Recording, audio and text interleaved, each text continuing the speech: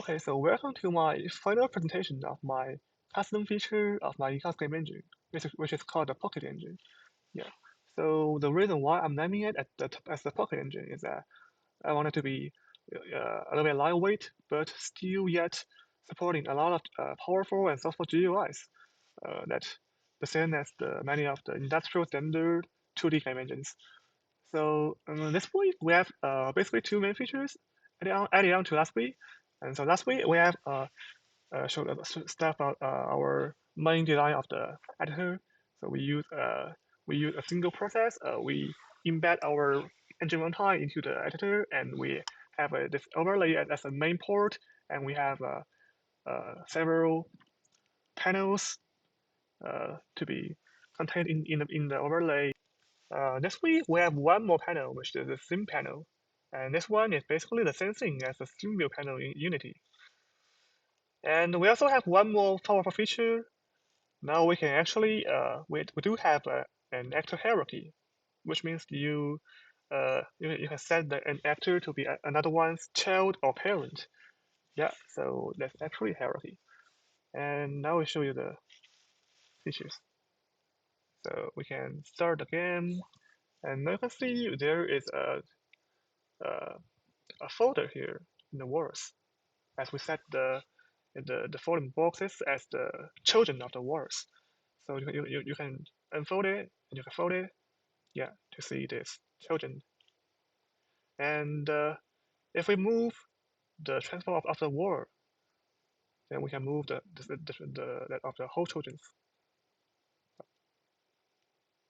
Yeah, the whole are moving, and the board has oh sorry, it's falling, and again, yeah. So that's the actor tree. And also you can notice that we can drag the scene, yeah, and see around its surroundings, and freely move our cameras to get a whole picture of the scene. And also, mm, one more feature is that we can drag an actor template onto the scene. Yeah, now my two balls and some more bouncing balls, some more balls. Yeah, awesome. Okay. Also, we can also drag some components into into an actor. Okay. So let's first talk about the hierarchy. Why do we need a hierarchy in the first place? Why do we just be satisfied with this contagious actor container here? Why not when we require a tree structure on the actors? So first, not every actor is important. Like there are stuff like the following boxes, has a lot of them, like more than 100 of them, and they form a total structure of the words. So we don't want to screw down that much to find a player here. Yeah, we want it to be foldable. And when we are moving down, like we move down on the scene, and we write some we don't want to write some code to to iterate through the 155 boxes to move down. And when we add force to it, we don't want to add force to the whole stuff here. So we want that to be like composing a whole structure. So that's why we need a hierarchy, and that's why hierarchy is a hierarchy. Yeah. So let's talk about the extra formations and implementations about how we can structure the actor hierarchy. And as we know, in our engine, our actors are stored in the descriptor like the queue of actor, at least supporting the random access, so that when we are requiring the information of an actor, we can do it quickly by in all one time. And now we are requiring the actors to be tree structurable, but that does not mean we have to keep a tree in the memory or in the docing file. So all we need to know is some more information about an actor, about like whether it has a parent, and about whether how we can find a parent. So for example, if we put the HUD to be a child of the manager, and then we save scene, and then we should be able to see on the scene file that some more information about the HUD, like it has a parent, and where can we find a parent? The parent UID, and through UID we can find parent, find actor by UID. Yeah, so It is to find the parent. And so that's for that. For the extra memory and storage I use for the hierarchy is just one more entry in the for each actor record, which record is parent IDUID. And on the dosing file, we use a more entry of parent UID for each actor. So it's in the ON memory and ON storage. So it's convenient. And now let's check which components we use are involved in the process of parenting. So let's first say the most obvious one is the transform. So talking about hierarchy, one of the basic usage is that when we are moving an actor by setting its transform, all its children, by which I mean the whole subtree, should move together with it.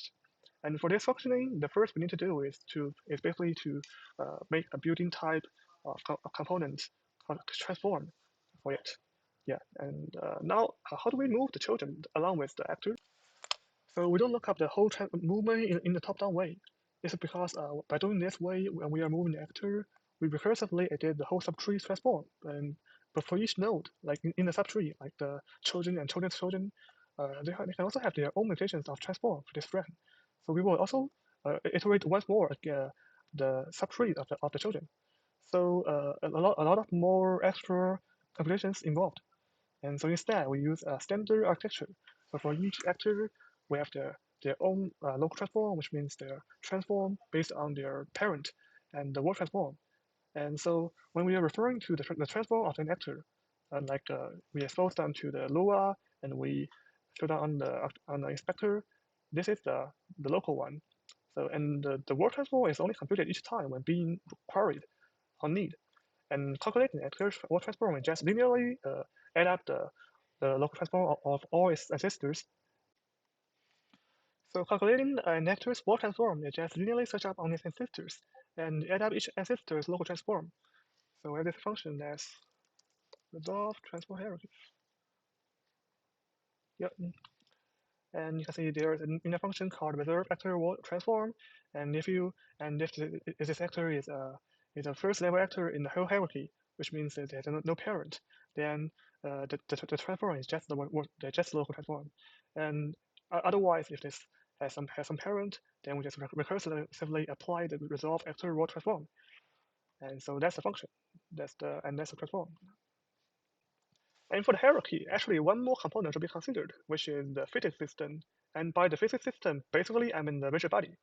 So we don't only want to manipulate the transform of an actor by directly writing some code to edit this, but we also have a physics system and we can add force to a rigid body to do this, as long as the rigid body is dynamic.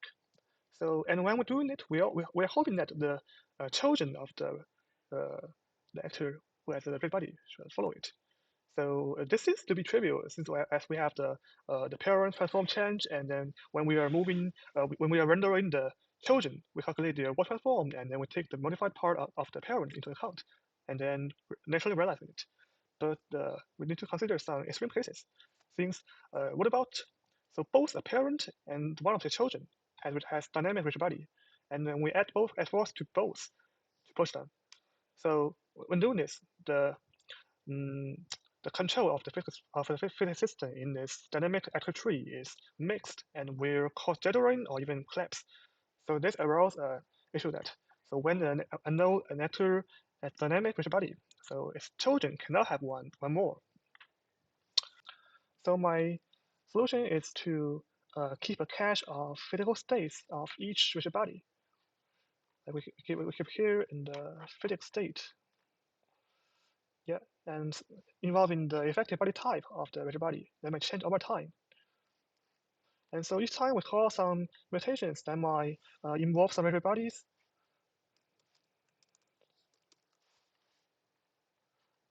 Such as deleting some components and adding some new components, then we will call on this invalidate physical hierarchy cache, which mark the physical cache as dirty. And by doing this, so each time we query about the physics hierarchy, we try to rebuild the physics hierarchy cache. And in this function, if the cache is dirty, then we will iterate through all the rigid bodies and we check their and we check for each rigid body that it has a parent of dynamic type, and if so, and also its own type is a dynamic, then we degrade its type to kinematic. Yeah, so that's how we do it. So we finally comes to how we can drag and drop actors in the hierarchy to parent them. So we can parent the actors on the hierarchy panel. And basically this is a series of actions. So let's come to the hierarchy panel. And the main function of this panel is this render hierarchy panel, which we have discussed before. And this is rendering of each node. So just alongside with the rendering with the judgment of is item clicked, there is a judgment about begin acting actor drag source, which seals the dragging detection. Yeah, so it seals the dragging detection here, which is the begin drag and drop source. So when doing this, so if a drag behavior is detected, we set the drag payload on the actor to be the UID of the actor being chosen. So this is the payload. So this is basically a buffer to contain the current stuff being dragged on the scene. And we only need one of this because we can only drag something one thing in one time. So it's adequate. And also, alongside with the drag detection, there is also this drop detection. So we have detecting dropping a target. Yeah. So here we check the current payload being dragged and check whether it's a valid actor ID. So and if so, we find the index of the actor in our runtime container and give out a scene command that contains a set parent mutation. Yeah. So we config a set actor parent mutation, and then we use this mutation to make scene commands. And after our editor received the commands, it will call for the apply set actor parent mutation, where we do a few stuff. We resolve the parent local transform, and we invalidate hierarchy cache and rebuild it. And that's basically the full picture of the sync hierarchy. So now after showing the whole picture of the actor hierarchy, let's talk about another one big feature of the week, which is the scene panel. So this is another big panel, which is longer and tougher than the Visual panel. And that's for sure, since the Visual is just a dog for the engine runtime, which was finished before. And this one serves more functionalities. So the first functionality is basically you can right drag a mouse wheeling to get a whole picture of the scene.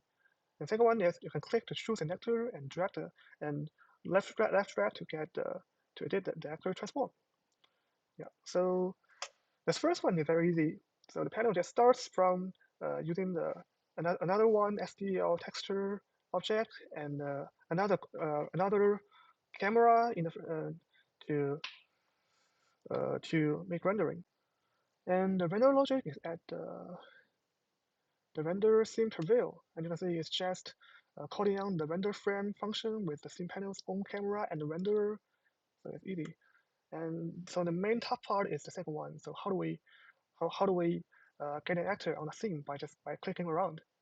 So let's talk about the solution step by step. So the most first step is that we need to detect a click on the panel and convert the relative position to the scene transform. So we needed to set up a dummy interactive button for the whole panel, and we're to receive all the click events. And how do we detect how do we convert the transform to the scene? We have two sets of functions. So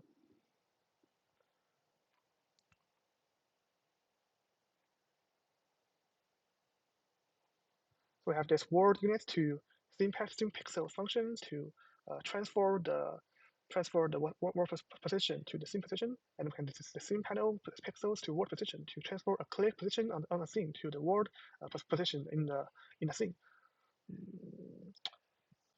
And after we capture a click position on the scene, how do we know like which actors are here?